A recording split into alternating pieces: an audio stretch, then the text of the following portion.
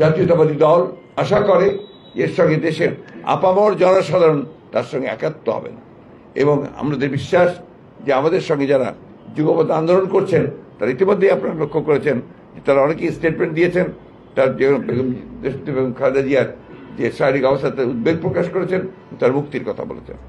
আমরা এই মুক্তির আন্দোলনকে একটা চূড়ান্ত পর্যায়ে নিয়ে যেতে চাই। সেই লক্ষ্যে আমাদের আজকে যে যৌথ সভা হয়েছে সেই যৌথ সভায় আমরা কয়েকটি সিদ্ধান্ত নিয়েছি।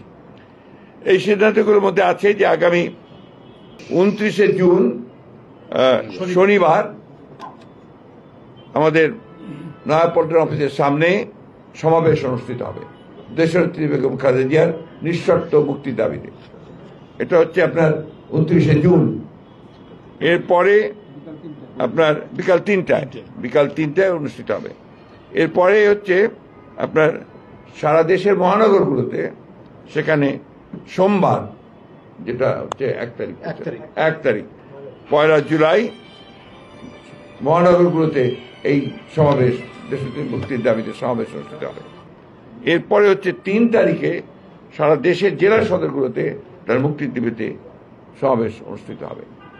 আমরা আশা করব যে আপনাদের মাধ্যমে এরা সমগ্র জনগণের মধ্যে পৌঁছে যাবে এই প্রোগ্রাম কর্মসূচি, এবং আমরা এটাও আশা করব, প্রত্যাশা করব জনগণের কাছে যে জনগণ যেন তাদের প্রিয় নেত্রী দেশনেত্রী বেগম খালেদা জিয়াকে তার প্রাণ রক্ষা করা, তাকে মুক্ত বাতাসে রাজনীতি করার সুযোগ সৃষ্টি করে দেওয়ার জন্য তারা আপ্রাণ চেষ্টা করবে এবং তারা আন্দোলনে ঝাঁপিয়ে পড়বে। আমি আপনাকে বলি, আমরা এই মুহূর্তে এই বিষয়ে কথা বলবো না। আমাদের এখন একটি আপনার দাবি, সেই দাবিটি হচ্ছে যে আমরা দেশনেত্রী বেগম খালেদা জিয়ার নিঃশর্ত মুক্তি চাই। কারণ তাকে সম্পূর্ণ অন্যায়ভাবে আটক করে রাখা হয়েছে। এটা আইন বিরোধী, এটা সংবিধান বিরোধী। আপনার যে কোনো সাধারণ একজন মানুষ যদি আপনার 5 বছরের সাজা হয়, সে সাথে সাথে জামিন পেয়ে যায়। আপনি ইতিমধ্যে দেখেছেন আমাদের দলেরই যারা আপনার শীর্ষ নেতৃবৃন্দ অনেকে আছেন যাদেরকে আপনার 13 বছর, 14 বছর, 9 বছর সাজা হয়েছে, তাদেরকে জামিন দেওয়া হয়েছে।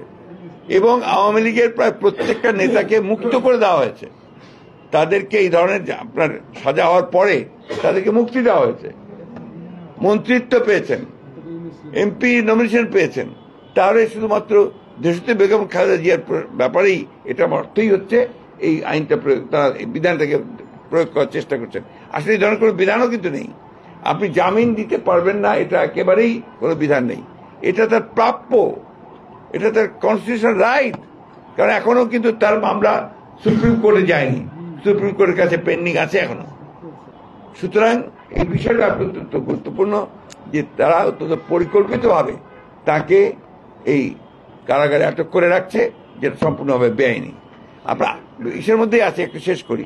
আপনার দেখবেন যে কারা কারা জামিন পেতে পারে।